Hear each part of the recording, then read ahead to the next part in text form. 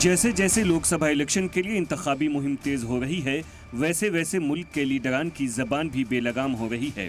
चुनावी मुद्दे जो मुल्क में बढ़ती बेरोजगारी, बेलगाम महंगाई, करप्शन पर लगाम, अच्छी सेहत और बेहतर तालीम होने चाहिए, वो अब गुजरे ज़माने की बात हो गई है। अब इंतखाबी रैलियों में इन मुद्दों की कोई ज़रूरत महसूस नहीं होती, क्योंकि आम आवाम को भी लगता है कि मजहब से बड़ा मुद्दा कोई नहीं है। शायद यही वजह है कि मुल्क के लीडरान अवाम के मिजाज को भांपते हुए ऐसे मुद्दों को हवा देते नजर आ रहे हैं। सबसे पहले सुनिए मुल्क के वजीर आजम नरेंद्र मोदी का वो बयान जिसकी शिकायत पर आज ही इलेक्शन कमीशन ने नोटिस जारी कर जवाब तलब किया है। पहले जब उनकी सरकार थी, उन्होंने कहा था कि देश की संपत्ति पर पहला अधिकार मुसलमानों का है। इसका मतलब ये संपत्ति इकट्ठी करके किसको बांटेंगे? जिनके ज्यादा बच्चे हैं उनको बांटेंगे। घुसपैठियों को बांटेंगे। क्या आपकी मेहनत की कमाई का पैसा घुसपैठियों को दिया जाएगा? आपको मंजूर है? ये कांग्रेस का मैनिफेस्टो कह रहा है। अब आप मरकजी वजीर अनुराग ठाकुर को सुनिए, जिन्होंने इंतखाबी मुहिम में औरंगजेब की एंट्री करवाई है। हालांकि औरंगजेब की एंट्री में थोड़ी देरी जरूर हुई, लेकिन अब आ गई है तो उम्मीद है कि आखिरी मरहले तक रहेगी, फिर दफन हो जाएगी।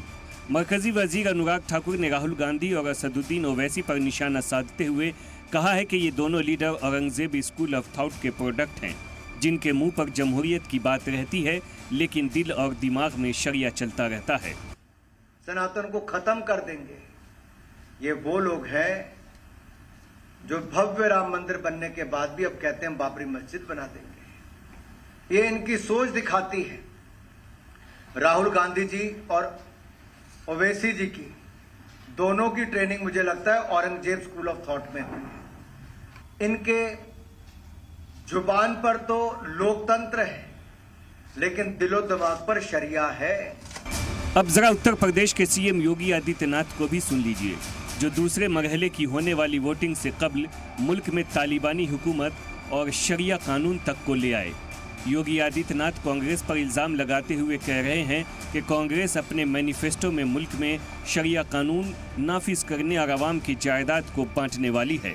योगी आदित्यनाथ कांग्रेस के बहाने मुसलमानों पर निशाना साधते हुए कह रहे हैं कि कांग्रेस मुल्क में तालिबानी हुकूमत मुसल्लत करना चाहती है। देश की कीमत पर उन्हें सत्ता चाहिए, इसके लिए महिलाओं पर बर्बर अत्याचार करने वाली तालिबानी प्रवृत्ति को भारत के अंदर लागू करना चाहते हैं। यानी व्यक्तिगत कानून को कांग्रेस सत्ता में आने के बाद लागू करने की बात करती है। यानी 3 तलाकी को प्रथा से भारतीय जनता पार्टी की मोदी जी के नेतृत्व की सरकार ने देश की आधी आबादी को इसको प्रथा से मुक्त किया, उससे स्वतंत्रता दी। कांग्रेस उसका समर्थन करती है। मुल्क में करीब 1/3 लोग बेरोजगारी से परेशान हैं। किसान अपनी मांग को लेकर बार बार सड़कों पर उतरकर एहतजाज करते हैं। लोग बेलगाम महंगाई और करप्शन से परेशान हैं, लेकिन ये चुनावी मुद्दा नहीं बन पाता। जबकि हमारे यहाँ चुनाव में पाकिस्तान, तालिबान, शरीयत, हिंदू मुसलमान, मंदिर मस्जिद, लव जिहाद जैसे मुद्दों की बाढ़ आ जाती है। कई माहिरीन का मानना है कि बीजेपी के पास 10 साल में कई ऐसे काम हैं जिसके सहारे वो वोट मांग सकती है, लेकिन पीएम मोदी समेत पूरी बीजेपी का कांग्रेस के इंतखाबी मंशूर में विरासत टैक्स या SC/ST अक़लियत और OBC का रिजर्वेशन कम करने के मुद्दे को उठाने के पीछे की वजह पहले मरहले की वोटिंग में 2019 के मुकाबले तकरीबन 5% की कमी है।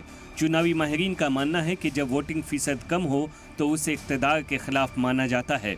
तो वहीं बीजेपी ज़राए की माने तो कांग्रेस और इंडिया ब्लॉक के साथियों पर पीएम मोदी के तरकश में अभी कई तीर बाकी है, जो आने वाले दिनों में देखने को मिल सकते हैं, क्योंकि इन सब मुद्दों में बीजेपी को भरपूर फायदा मिलने वाला है।